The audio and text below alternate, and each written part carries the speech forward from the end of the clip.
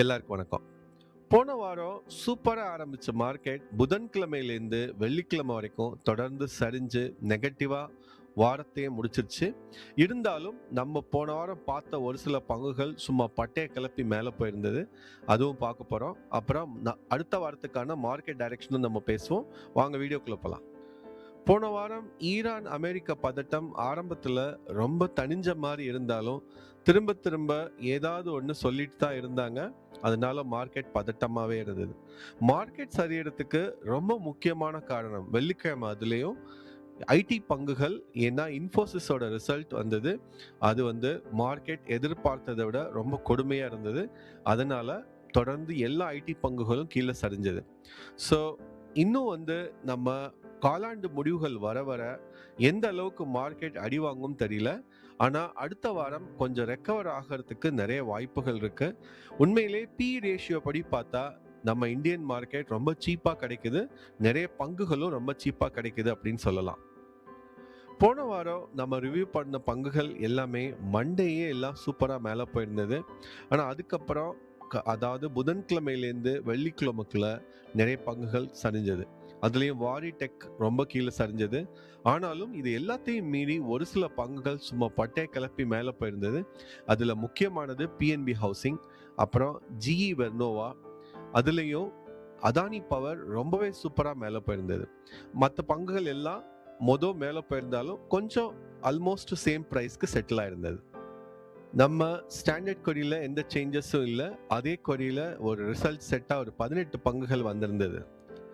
இந்த ரிசல்ட் செட்ல ஒரு சில பங்குகள் நெகட்டிவ் பயஸோட இருக்கிறதால ரொம்பவே கேர்ஃபுல்லா செலக்ட் பண்ணணும். நான் ஒரு 3 பங்குகள் மட்டும்தான் இதுலேருந்து செலக்ட் பண்ண போறேன். மற்ற 3 பங்குகள் ஐபிஓ பேசிஸ் அல்லது 70க்கும் மேல ஆர்எஸ்ஐ இருக்கிற மாதிரி பார்த்துட்டு இருக்கேன். நான் அது எந்த பங்குகள்னு ரிவ்யூ பண்றப்ப சொல்றேன். நம்ம அடுத்த வாரம் பார்க்க போற முக்கியமான பங்கு கோல் இண்டியா.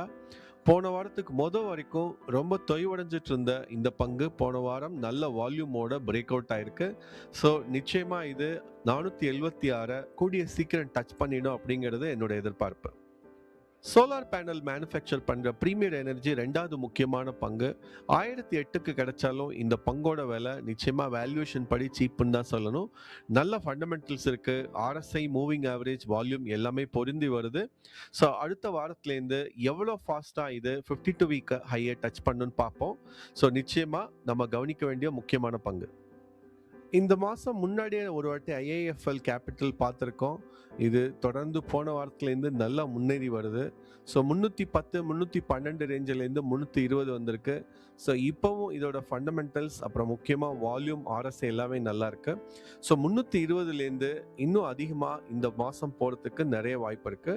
ஸோ கவனிக்க வேண்டிய மூணாவது முக்கியமான பங்கு. போன வாரம் அதுக்கு நம்ம ரிசல்ட் செட்ல வந்தாலும் பெருசா ரிவ்யூ பண்ணாத ஹிமாத்ரி ஸ்பெஷாலிட்டி வெள்ளிக்கிழமை மட்டுமே 5.6% வரைக்கும் மேலே போயிருந்தது. ஸோ இது இங்கேருந்து 605 டச் பண்ணுறதுக்கு ரொம்ப ஃபாஸ்ட்டாக நடக்க சான்ஸ் இருக்கு. ஸோ இப்போதைக்கு ஆர்எஸ்ஐ கொஞ்சம் அதிகமாக இருந்தாலும் இன்னும் இதோட வால்யூமும் ரொம்ப அதிகமா இருக்கு. அதாவது எப்போதும் ஒரு 22 லட்சத்துலேருந்து மேக்சிமம் 82 லட்சம் வரைக்கும் தான் இருக்கும். ஆனா போன வெள்ளிக்கிழமை 8 கோடிக்கும் மேல இதோட வால்யூம் இருக்கிறத பார்த்தா ரொம்ப பெரிய டிஐஐ, எஃப்ஐ மட்டும் இல்லாம நிறைய இன்சைடர்ஸும் வாங்கியிருக்கிறதுக்கு வாய்ப்பு இருக்கு. ஸோ அப்படி பார்த்தா இது ஒரு பெரிய நம்பிக்கையை தருது. அவசியம் அடுத்த வாரம் கவனிக்க வேண்டிய முக்கியமான பங்கு. பிஎன்பி ஹவுசிங் இதுக்கு நம்ம ரிவ்யூ பண்ணியிருக்கோம். 1000க்கும் கீழே இருந்தது. போன வாரம் நல்லா முன்னேறி 1000ஐயும் தாண்டி 1034 டச் பண்ணிடுச்சு. ஸோ இது இங்கேருந்து 1142 டச் பண்ணால் ரொம்ப நாள் ஆகாது. 1 or 2 வீக்ஸ்லேயே நடக்க நிறைய வாய்ப்பு இருக்கு. ஸோ ஹவுசிங் ஃபினான்ஸ் கம்பெனிஸ் அப்புறம் என்பிஎஃப்சிஸ், பேங்கிங்லாம் கொஞ்சம் ரெசிலியண்ட்டாக போன வாரம் வெள்ளிக்கிழமை தெரிஞ்சது. அது தொடர்ந்து நடந்ததுன்னா இது எல்லாமே மேலே போக நிறைய வாய்ப்பு இருக்கு. ஆர்எஸ்ஐ 70க்கு மேலே இருந்தாலும் தொடர்ந்து மேலே போயிட்டு இருக்கிற ஒரு பங்கு வெல்ஸ்பன். ஸோ வெல்ஸ்பன் கார் பார்த்தீங்கன்னா 1000க்கும் கீழே இருந்தது. ஒரே மாதத்தில் 20%க்கும் மேலே நல்லா முன்னேறி போயிருக்கு. ஸோ இது all time high 52 week high 1235 1 or 2 டேஸ்லேயே டச் பண்ணுறதுக்கு நிறைய வாய்ப்பு இருக்குது. நம்ம லிஸ்ட்லேயே ரொம்ப ஸ்ட்ராங்கான, அதாவது டெக்னிக்கலி ஸ்ட்ராங்கான ஒரு ஸ்டாக்குன்னா இதுதான். அவசியம் கவனிங்க. மார்க்கெட் 1, 2 நாள் இந்த மாரி கீழ போகும்போது, எனக்கு என்னமோ அது நல்ல ஒரு வாய்ப்பா தான் தோணுது. ஏன்னா, ஒரு சில ஸ்டாக்ஸ்லாம் ரொம்பவே சீப்பா, நல்ல வேல்யூவேஷன்ல இப்போதைக்கு கிடைக்குது. ஏன்னா, ஒட்டுமொத்த நிஃப்டியோட ரேஷியோ பார்த்தீங்கன்னா, நல்லா கீழ வந்திருக்கு. ஸோ, இது வந்து ஒரு லாங் டர்ம் இன்வெஸ்ட் பண்ணதுக்கு நல்ல வாய்ப்பா எனக்கு தோணுது. ஸோ, மத்தபடி நம்ம டிஸ்கஸ் பண்ண எந்த பங்கும் பை, செல் ரெக்கமெண்டேஷன் கிடையாது.